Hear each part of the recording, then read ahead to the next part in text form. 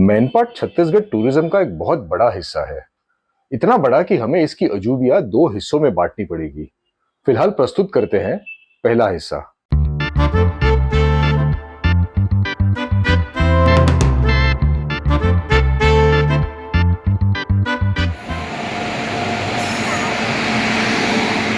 रायपुर से हमें यहां तक लाने वाली ट्रेन थी दुर्ग अंबिकापुर एक्सप्रेस। इस ट्रेन की एक खासियत है, ये कई बार समय से पहले पहुंच जाती है, जैसे हमारे केस में हुआ था।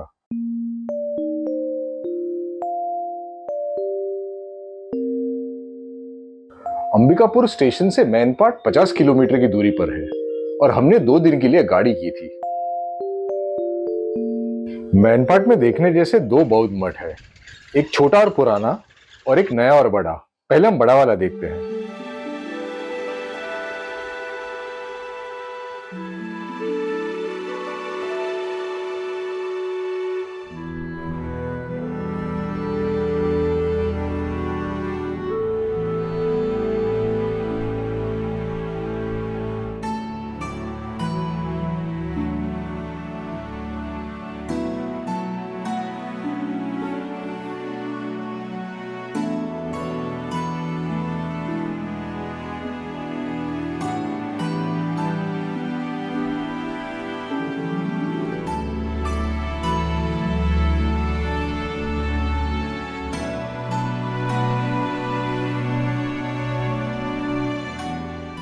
और अब दूसरा वाला, जो मैनपाट का सबसे पुराना मठ है।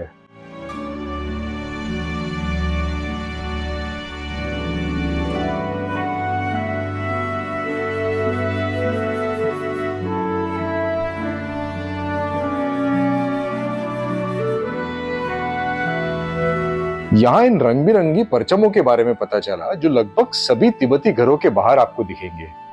इन्हें लूमटा कहते हैं और ये सकारात्मक ऊर्जा जमा करने के लिए लहराए जाते हैं।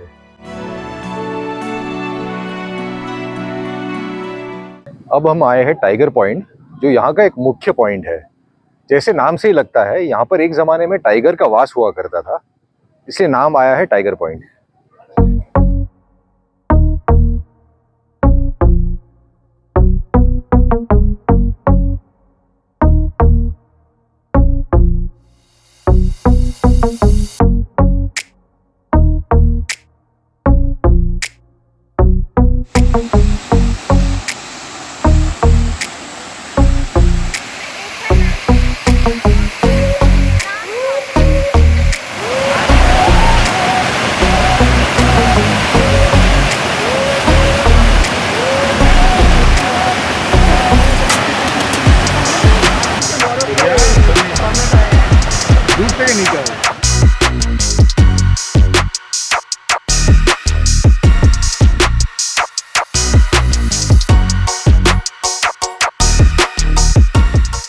अब एक ऐसी जगह देखते हैं जो वैसे तो सैलानियों के लिए नहीं है, लेकिन अगर आपको एक अलग अनुभव लेना है तो बेशक यहां जा सकते हो।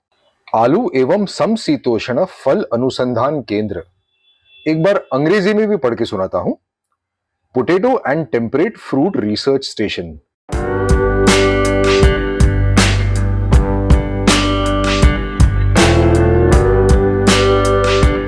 मैनपाट को छत्तीसगढ़ का शिमला कहते हैं।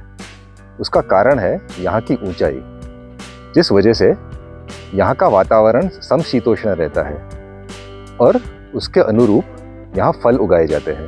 जब हम यहाँ गए तो इस बात पे अनुसंधान चल रहा था कि कौन सी 2 विपरीत प्रजातियां एक साथ उगाई जा सकती है। इसी बहाने हमें टाऊ यानी बकवीट, फिर आलू, स्ट्रॉबेरी, नाशपाती, आड़ू, आलू बुखारा, इन सब चीजों की खेती देखने मिली।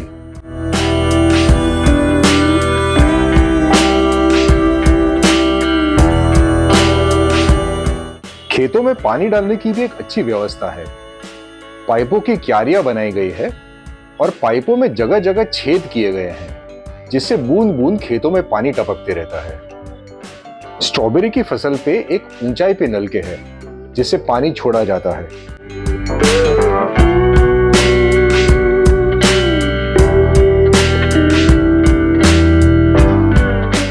स्टेशन के इंचार्ज से भी थोड़ी बातें हुई। उन्होंने बताया कि सेब उगाने की भी कोशिश की गई थी, लेकिन वो कोशिश नाकाम रही। यहाँ शहद के लिए मधुमक्खी का भी पालन किया जाता है।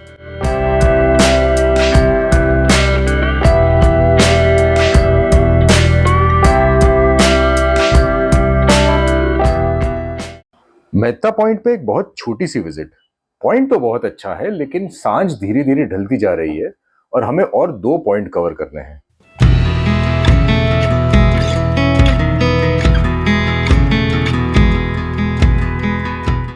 और ऊपर से रास्ते में इस तरह के गतिरोधक।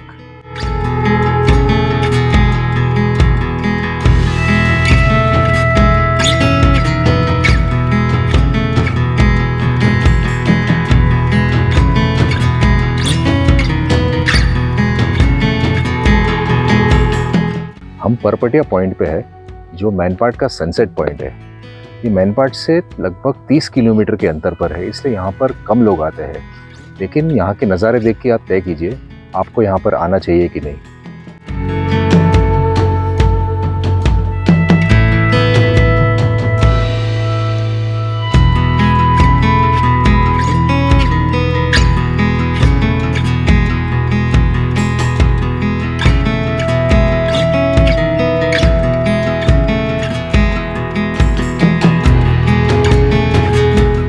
आखिर में डूबते सूरज ने हमें हरा ही दिया। जब तक हम मछली पॉइंट पहुंचे, पूरी तरह से अंधेरा छा चुका था।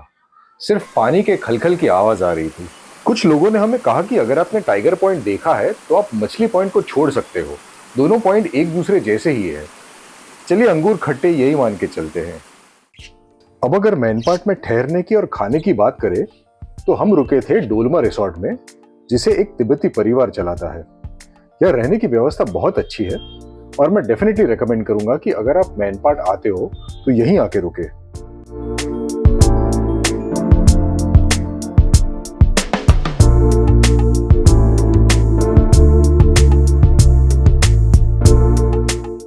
हमने सुबह शाम का खाना भी यहीं खाया था। भारतीय खाने के साथ स्वादिष्ट तिब्बती व्यंजन भी उपलब्ध है, जैसे सिप-सिप, थुक्पा, थेंथुक और हाँ, मोमो भी। अगले अंक में हम मैनपाट के कुछ ऐसे आकर्षण देखेंगे जहां कहते हैं कि विज्ञान भी फेल है। हम तो भाई फिर भी विज्ञान की तरफ से लड़ने वाले हैं। तो चैनल को सब्सक्राइब करके देखना मत भूलना।